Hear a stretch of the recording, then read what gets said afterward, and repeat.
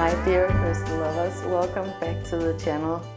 If you are new around here, my name is AM. I have a small business called AVIUVI and a web shop at aviuvi.com where I sell the most spectacular and ethically sourced crystals from all over the world. Today's video I'm gonna recap you on Finders Keepers this weekend, and also I'm gonna have a little bit of a Q&A at these big events and markets. There's always a lot of questions coming up, and it's typically the same questions that come again and again. So I'm thinking that maybe some of you guys sitting out there might have some similar questions perhaps.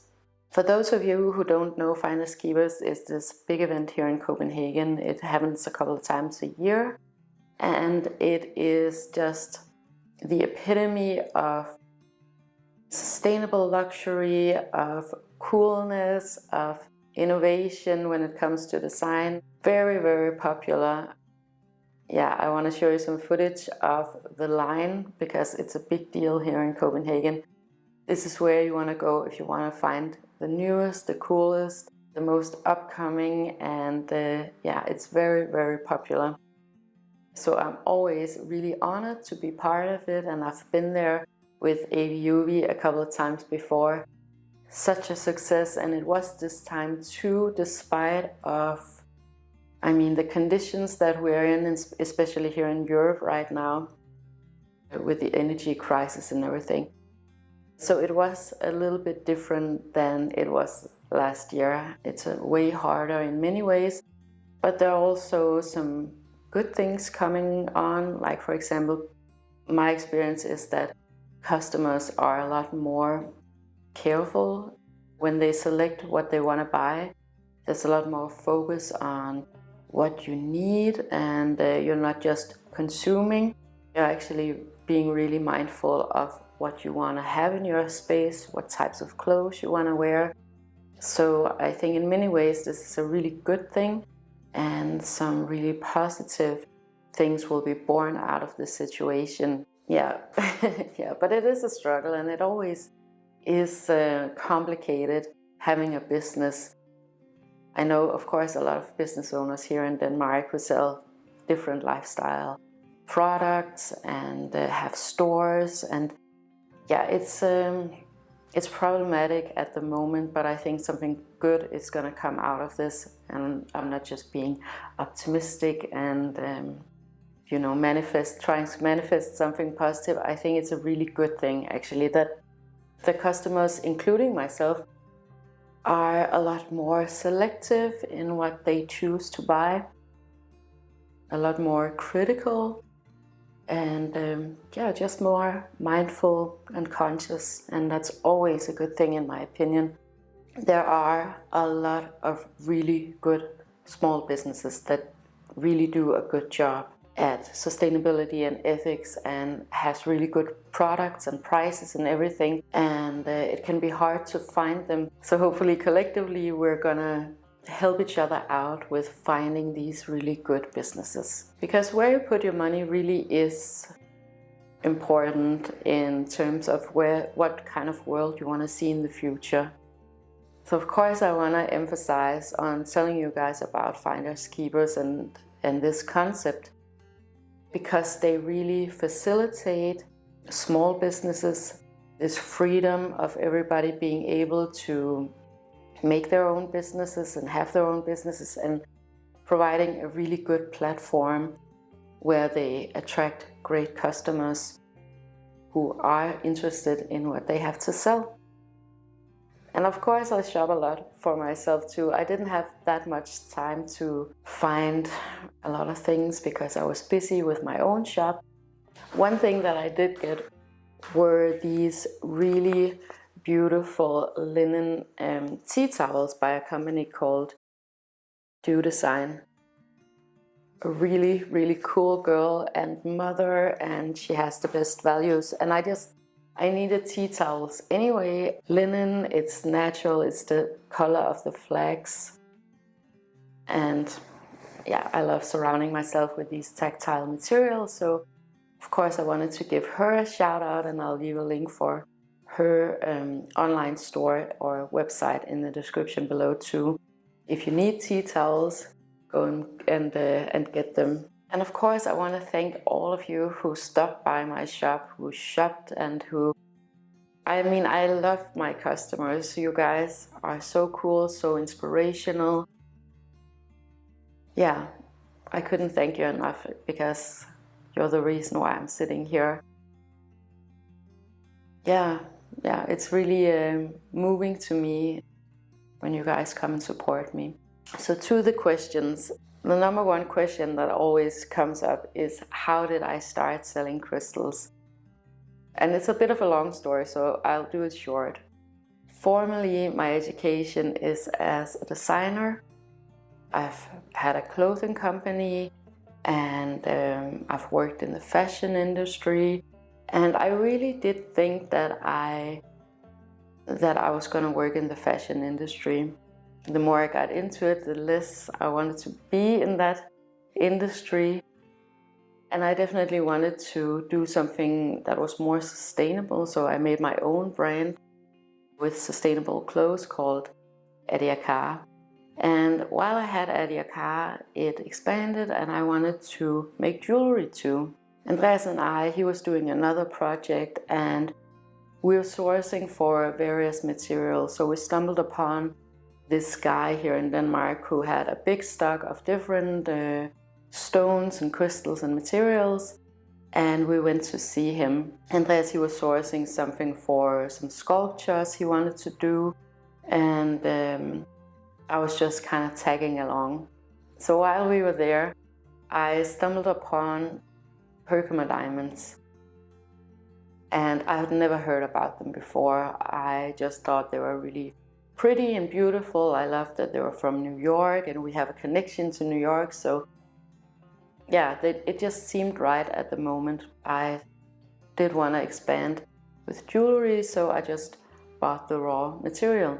Then I met a very talented jewelry designer here in Denmark who again had some very high ethical standards in terms of her production.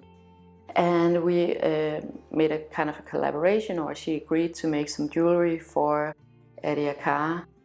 And they were so amazing. I loved the jewelry. They were just perfect, and they were very popular. And I have a few pieces left on the web shop. But in any case, like I did with clothes, I had to test these crystals out. I had to know something about it, because when I made clothes, when I made a new collection and I was trying out the different materials, I had to know, like, how does this material fall? Is it good? What occasion would it be good for? I had to picture all of these different scenarios. And I did the same thing with the crystals. I walked around the city with my Herkimer diamonds in my pockets, just testing them out and imagining what scenarios they would be good in. Nothing spiritual about it at all. It was just plain design. It's just my personal process. So I tried them out in different scenarios, and I just discovered that I really, really enjoyed having them around. So this was my first encounter with crystals. I had never been into crystals at all. I had actually always been very standoffish when it came to the New Age movement, and I always associated with a lot of fakeness, with a lot of pretend and theatrics, and I wasn't into that. So the New Age phenomenon and the aesthetics was never anything that I was ever into, and I couldn't see myself in it, which meant that I was completely blank about crystals. So what I discovered when I was, walking around with the Herkimer diamonds, living my life with the Herkimer diamonds, was an increased clarity. And I know it might sound a little bit strange, but it was really strange for me too. And I knew that I just enjoyed having them around, and I definitely always wanted to bring them. When the jewelry collection was made, I also had to kind of figure out what were the metaphysical properties, or what did people say about these crystals in metaphysical circles. Well, I had to know, because if a customer asked me what about the metaphysical properties of this crystal, I would have to say something, right? And I was so surprised when I looked into it. I was so surprised that what I could read from other people's testimonials about the Herkimer diamonds was so similar to my own experience. I really felt a big sense, and a very powerful sense of clarity in my everyday life whenever I had these crystals around me. That just blew my mind, that it was the same experience as other people had had. And this was my journey into crystals.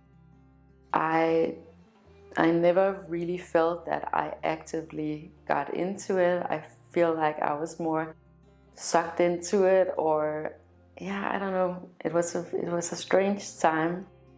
But I've enjoyed my Herkimer diamond jewelry ever since. Still my favorite crystal. And along the way, I wanted to bring more crystals into my assortment of products. So when I went to different shows and events and markets, I enjoyed having crystals around me. So I started buying up crystals, and then customers were interested in the crystals too.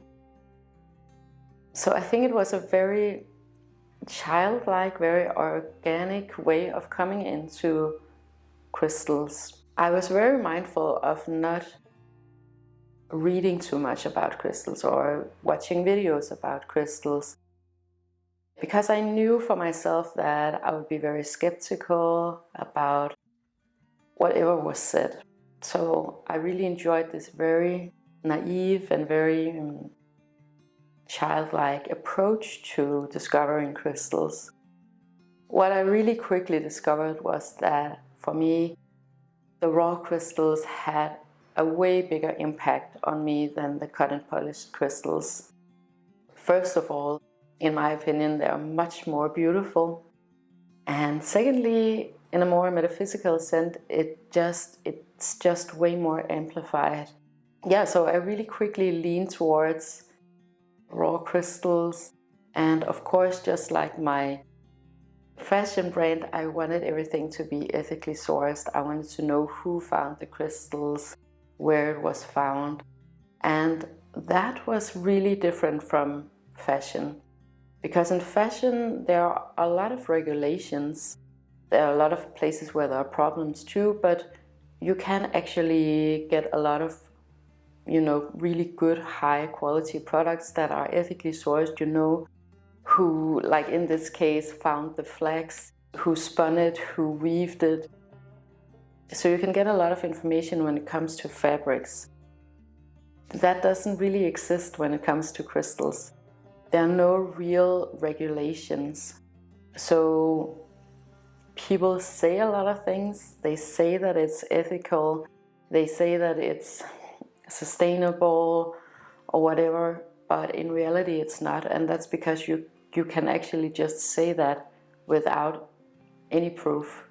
And that really bothered me, because I really did want it to be sustainable. I really did want to know that it was grown-ups who had found these crystals, that it wasn't in conflict areas, for example, and that it was transported in a sustainable way, and everything. I just wanted everything to be as good as it was with my fashion brand. And that was really difficult. The crystal industry is not very transparent, and there's a lot of fakery going around. What I really quickly decided was that I wanted to either personally know who found my crystals, or I wanted them to be pre-loved crystals, so second-hand crystals, where I go and buy up collections from older, it's typically older men who have an interest in geology, first of all. So it's these really good specimens that you can't find anywhere else. So that really narrowed it down. And now I have a selection of rock hounds that I can lean upon, and I know where to go to find these really good pre-loved crystals.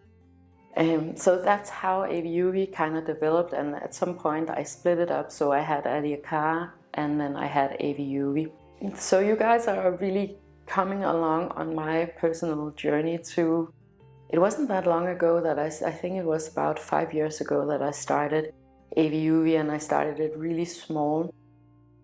Still it's pretty small because I wanted to be a company where I'm just in charge of everything. I have a good overview of everything.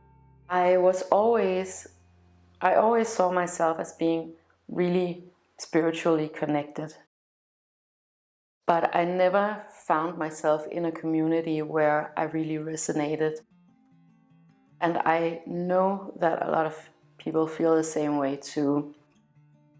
You don't necessarily see yourself in the New Age community, or this new age community that we're in right now with all of the astrology and the crystals and everything.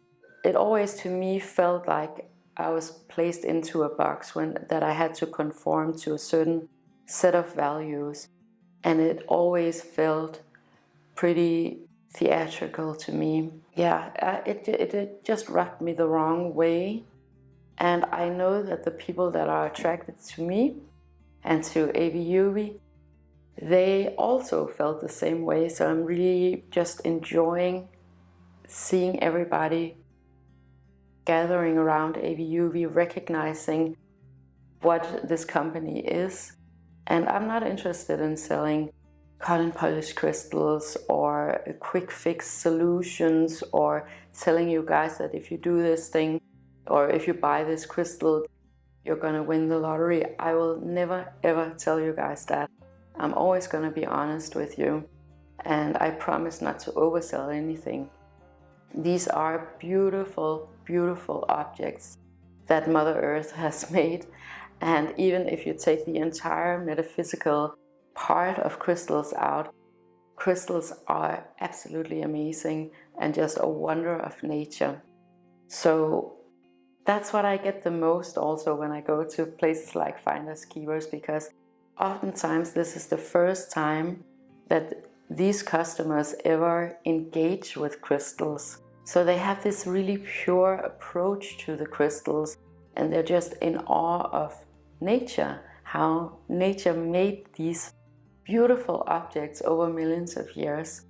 It's such a joy for me to watch everybody being so excited about these crystals, and I'm really honored to be the one who is bringing them to you. The second question that I often get is, did you find all of these yourself? And no, I did not find these myself. Like I said, I have a really curated, well-curated collection of what's called rock hounds. It's these guys who go out and they know exactly where to look and where to find the really good stuff. And then I buy from them. And I know them, some personally, more personally than others, but I always know who they are, where they live, what types of companies they own. And I make a big deal out of selecting the ones that I feel really comfortable with, that I feel like I can trust, and the ones that understands the DNA of AVIUVI. So that's one part of AVIUVI, and then another one is the pre-loved crystals. And I love having both parts in my company, because with the pre-loved you can get some crystals that, I mean, you can't get anywhere else. You can maybe find them in a museum, right? But with the rock hounds, I mean, it's just some really unique finds, and none of what I have is standardized. Everything is just exactly how nature created it. So that leads me to the next question, and that is, where are all the crystals from? I get that a lot too. And they're from all over the world. So mostly I'm focused in on European crystals. I don't think that there's enough emphasis on European crystals. I think that's because the working conditions are a lot different here than they are in China. and I think a lot of crystal businesses, they prefer to buy from China because it's very inexpensive, and also because it's not very transparent, so they don't have to make a point out of investigating who is actually finding these crystals. But me, I'm primarily focused on European crystals, and then I have a small selection of American crystals too. So yeah, so that's just the route that I've chosen, or the route that has shown itself to me when I went into the direction of sustainability and ethics, and of course beauty. And there's such a big selection of European crystals that are absolutely amazing. Another question that I get a lot is if I have a shop. Right now I only have the web shop, and then I go to different events and markets. But I would absolutely love to have a boutique where you guys can come and see everything, because it's a way different experience seeing a beautiful crystal in real life than it is seeing it on a video like this. And it is a dream of mine to have a boutique for AVIUVI, but I want to have it in a very particular way.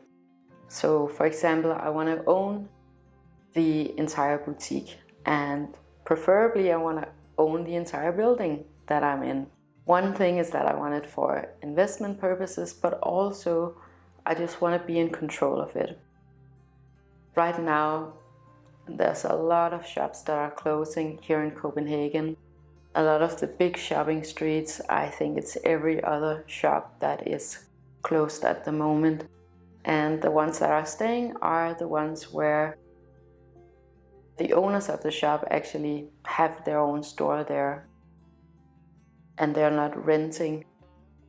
I think it's really risky to rent right now. And but I also think that there's a big opportunity for buying property in the bigger cities here in Copenhagen, for example, investment properties for businesses. So I'm definitely always looking into that. And when I find the right place at the right price, I promise you guys I'll go for it.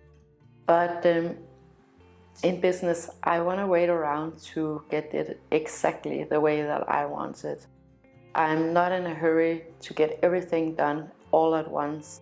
I think having a business is not a sprint, it's a marathon. At least it is for me. I want to take my time and make everything really, really good, and be really mindful about every step of the way. So I'm not getting ahead of myself with these things, especially not with these big decisions like owning a store.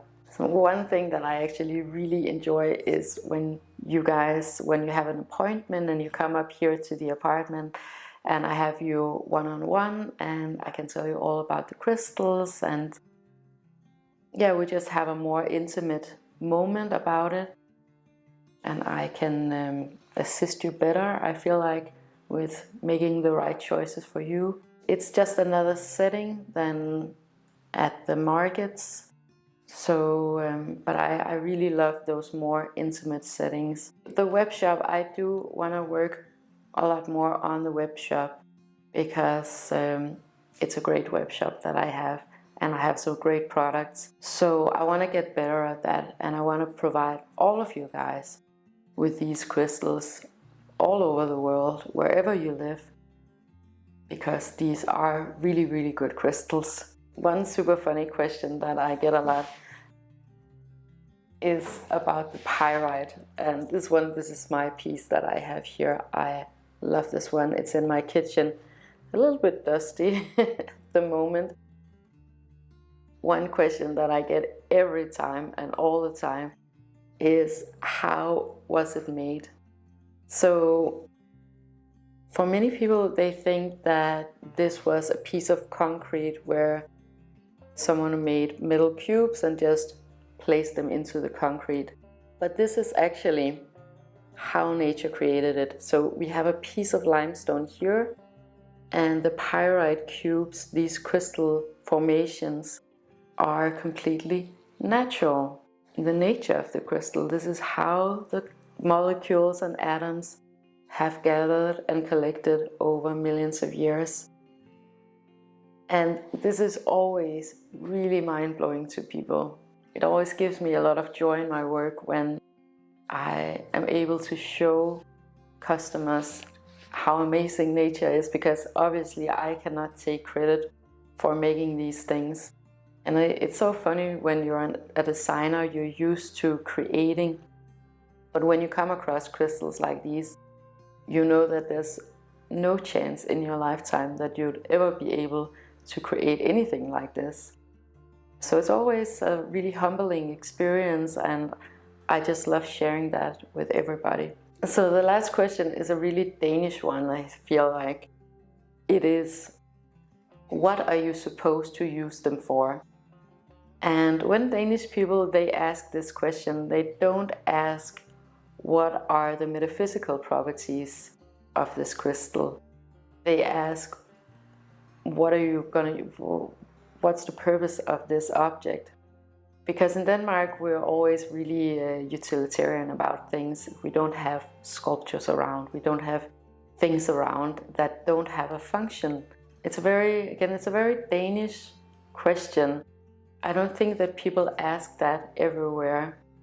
I think it's more normal to have little objects, and I mean, when I watch videos from America, it feels like you guys have a lot of, then you have a bowl with something inside, or you have this little thing that you found on vacation.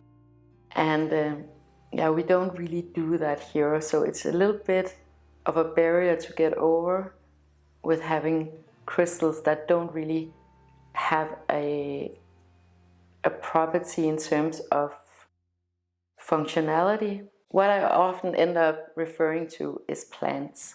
So if you're used to having plants in your home, they don't really have a function except for maybe purifying the air.